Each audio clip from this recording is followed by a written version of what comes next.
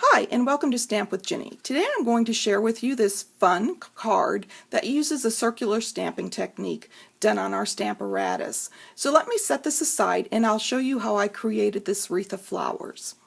Okay, the first thing you're going to need is your Stamparatus, and I've added my foam pad to the top here because this stamp set happens to be a photopolymer.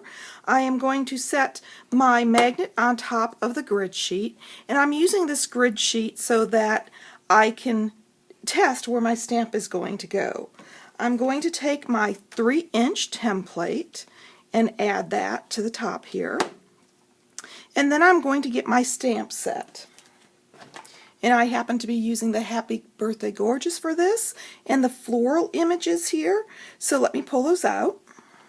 And I am going to start with the solid image first, and I am going to lay that where I would like it on my grid paper and simply take my plate and press down to pick it up. At this point I am going to ink it up, and I love using our little ink spots because they keep the plates nice and clean. And if you notice, I've taken my little label from my ink pad and simply wrapped it around in 2 different languages to use up those extra strips. So I'm going to ink up that image and then stamp. And now that I've got my solid image, I'm ready to add my second plate.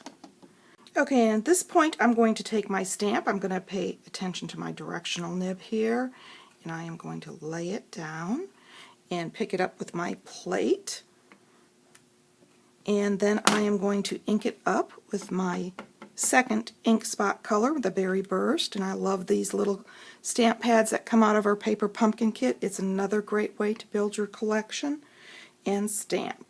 And I've got it lined up perfectly, so I'm ready to start my stamping. So I'm going to take my Whisper White cardstock that measures 3 by 3, just like my template does, and I'm going to set that in to the template. I'm going to ink up the Mango Melody and stamp. And if you find that's lifting some in order to get it straight, I found that the second magnet here, keeping them far enough apart so they don't snap together, is real easy to twist and turn your cardstock. So kind of like a windshield wiper blade, it's real quick and easy. I'm stamping up that Berry Burst. Oop, and my paper did shift a little bit, but you get the idea. And now I'm going to turn it, put that magnet back, so this time it should be nice and both layers should match up. And do the second one, stamp, and then swing this magnet down and turn it and do it again.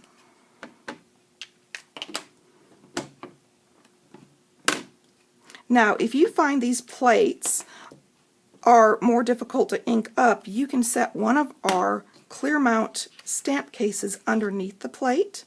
It'll be the right height so that it works well for you, and it doesn't have any flex in the plate then if that bothers you. But these are small enough stamps, it's working perfectly fine. So we're going to turn that once for each corner.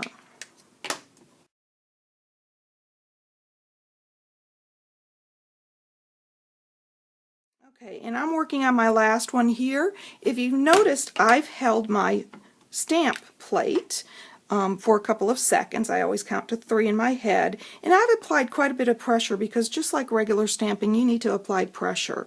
So there we go, our circular stamping, and let me show you the card again. Here's the August thank you card that I've used this technique on. If you'd like any of these products, feel free to stop by my online store. It's open 24/7 and you can get there from my blog, Stamp with Jini. Thanks for joining me.